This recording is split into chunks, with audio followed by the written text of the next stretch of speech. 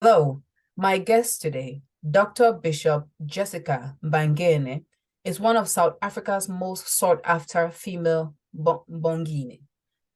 Imbongi, she will correct me, and has made her mark in a male-dominated cultural terrain.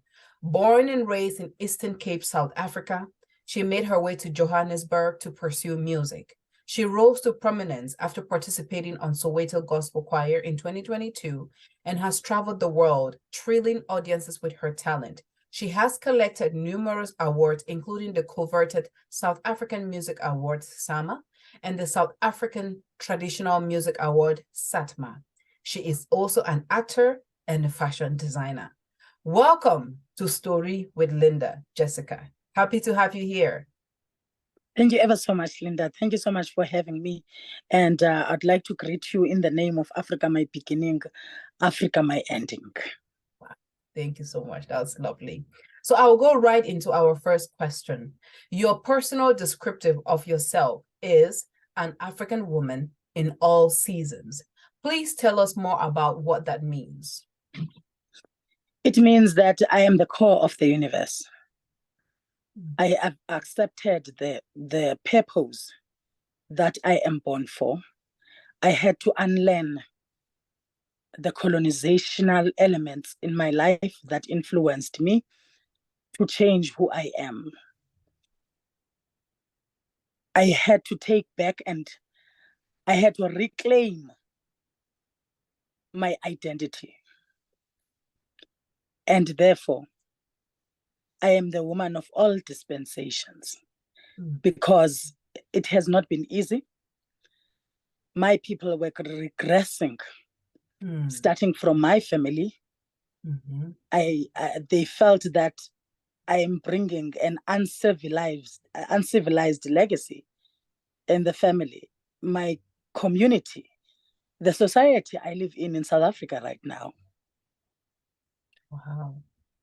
And I still face challenges every day of my life. And I am so realistically feeling it and overcoming by teaching people and accepting that colonization is a long-term system. And I should dwell my roots deep down and stretch the love for my people so that they must know that they are the ones, they are the source of emancipation of their own lives. As Marcus Mosiah Garvey said, we must emancipate ourselves from the mental slavery and any other form of slavery. None but ourselves can free our minds. Bob Marley there. So these seasons, Shakespeare, the winter of my discontent has turned a glorious summer by the sun of yoke. Every day I get a recognition and a call from people like you. I say, at long last, when my government, when my people, traditional leaders, academics have been regressing, fighting me, tormenting and devastating me. But a little call raises my bar high and I don't say no. I connect because I've got this African umbilical cord that I know my people exist and those who are serving the purpose do exist, even if it's numbers, but they do exist and they are there to fuel, amplify the voice so that more of us, more of ourselves will be able to be the change that we want to see. Wow. Thank you, Jessica. That just filled me up with so much gratitude.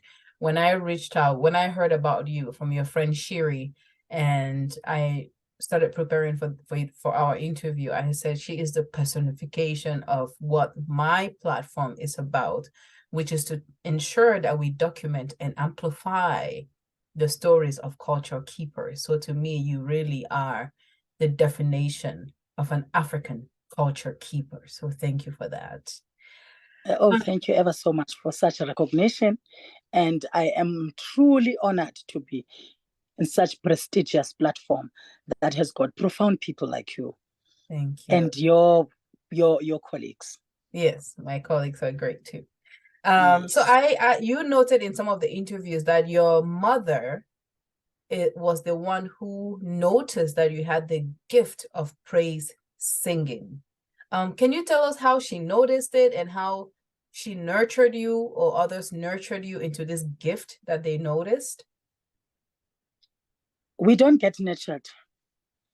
And this gift, when it comes through the woman, they will silence you because you are not a marriage type. So such gifts would be suppressed because they are very embarrassing. And women are raised to be submissive, bowing down and speak low keys, some like falsetto, which led women to depression because they couldn't be themselves. And I see women dying young today because they can't even laugh out loud. So with me, this voice has been there since I was young. I couldn't identify what was it, but at that particular time, where my firstborn boy Njongo used to cry a lot, I thought of my grandmother, who said to me, "If you give birth to a child out of wedlock, you must introduce your child to your ancestors, which are your maternal ancestors, your mother's ancestors, your ancestors." And I did that, and as I was reciting to my son, ukuthi Thula Gubevu, silencing him, singing lullabies, Thula Gubevu, Thula Mtiba, Msuthu, Giana, Shuba so shubela abantwana khala khulumla abantwana mgodwa omdala wathi damantshontsho, nkomo zikatiba, nkomo zikasijekule, nkomo zikaNwambe zathi zimkaphangu, zayikhukhuza zayitshela zimkani ncam. I felt the fire rushing through my voice. Wow. I couldn't stop. I got into a trance, and I thought that when I was calming down, my mom would say, I am demonically possessed because she's a born-again Christian. But what she said to me is that you are Imbongi, and you must use this gift in a profound manner.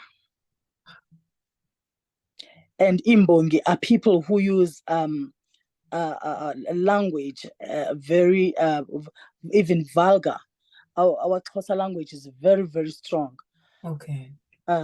As strong as it is, we've got very, very profound words and phrases. But most people would be excited by a vulgar language used by Imbongi with the authority or Imbongi license. The praise poetry license. So my mom said, I must be profound. I must never ever insult Nelson Mandela. I didn't know why my mom was saying that. I didn't know why she thought I would be a praise poet for Nelson Mandela. I looked at her, I was like, I rolled my eyes. This embarrassing gift, I absolutely, I was still trying to recover from the society that was saying you are black, you are dark, you are ugly, you are fat, you are ugly.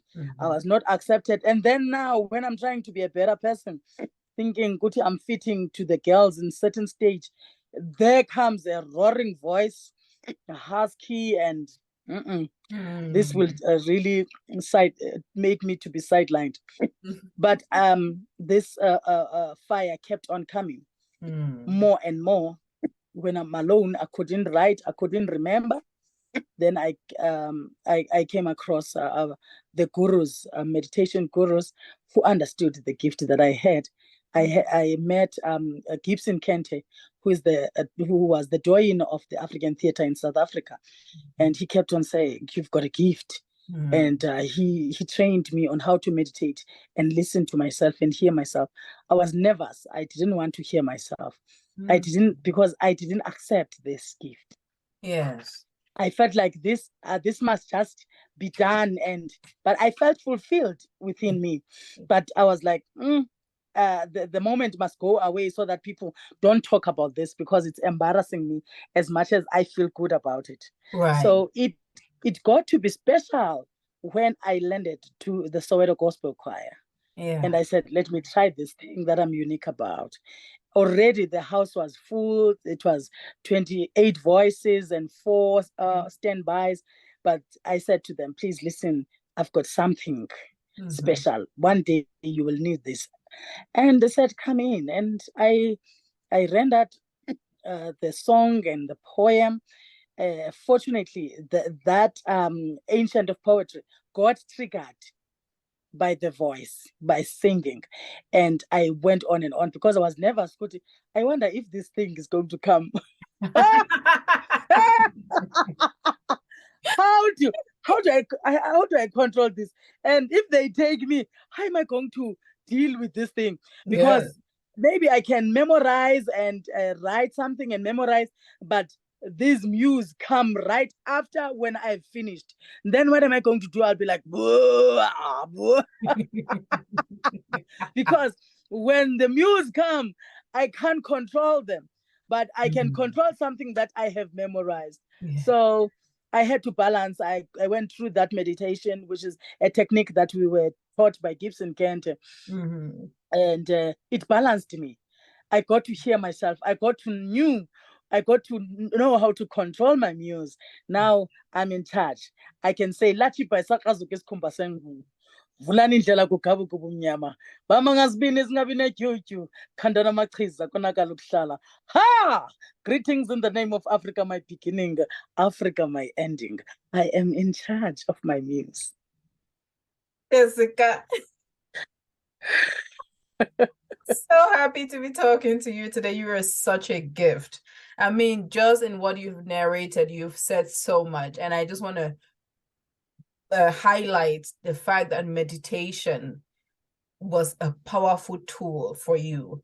And it actually, your response kind of goes into my next question, which was, in an environment where it is difficult for you as a woman, and a gift that people find interesting, I was curious, who were your teachers? And you just mentioned this other individual who helped you with meditation. And I think it's important, that you mentioned that for other young people who are watching you today, when you find yourself in a difficult place, find those who will support you, who will nurture the gift. So I'm curious, in addition to this teacher who taught you how to meditate, who maybe were some other teachers who taught you different things that have really helped you be the Jessica that we admire today? The great Victor Antony, who worked with Dave Brubeck and Quincy Jones at Boston College of Music. It's the same thing. Meditation is the same routine. Sri Sri Ravi Shankar Guruji from India. It's the same thing. Many gurus around teach us breathing meditation. A great Oliver Tukutsi from Zimbabwe once said that musicians only sing when they have something to say. You are particularly passionate about dismantling patriarchy and creating a better world for girls and women. Generally, how do you feel about the progress or lack thereof on this issue? It's very progressive at this particular time across the diaspora, because I've been traveling and observing. Young people themselves have got programs, and they lobby men to be part of them, so that they can be the influence. They lobby influential men so that they can be the influence to other men, and also they lobby influential women, because patriarchy, it's also you find it's perpetrated by women. No, absolutely. Yes. Against women. So I'm so glad it's being addressed, and also addressed in terms of the balance in programs, in balance in doing things, visibility. Yes. I'm happy about that. I remember the time I wore a lion skin. The whole world was rambling. Yes. Even one woman that we thought she was a divine universal leader in the world, she gave me a call through her agents and said I didn't wear it right. I should have come to them and asked them how to wear it. So there's superiority of women that is selling us to the man. Yeah. And you ask yourself, why didn't you wear it? Right. From the very onset and be the role model. And I am spirit guided. So my spirit must come and knock at Dr. Linda's house and ask for permission. Whilst I'm not even getting into your wardrobe. And I work with people that have got permits. And I'm very much aware of how hunting policies are and how we have been having the relationship with the animals. Yeah, from the get-go. Yes. There was a commotion that is still happening in my country right now. Some still say I have a court order that I didn't obey. So therefore, certain stakeholders must not work with me until I address them. I address the issue of why did I wear a lion skin. But now, Kylie Jenner was wearing it last week. Last week, yes, we saw that. And they work with taxidermists, and I work with taxidermists too. So there are processes that are used on making that lion skin are the same processes that are used on making my lion skin to make it not to be a real lion. Yeah. Now is an artificial trophy right now. Wow. Because of the processes that are made. Yeah. Because you cannot find fluids of the lion the lion on the skin and the head, Right. So that means it's processed. So it's no longer a lion. You are a fashion designer. I'm curious why you went into fashion and what inspires your fashion. My grandmother has been a fashion designer, dressmaker, clothing manufacturer. My dad, even a professional one, he even went to college, and he's been running a suit tailoring a boutique in a place called Piet Retief. Piet Retief, it means it's Afrikaner dominated.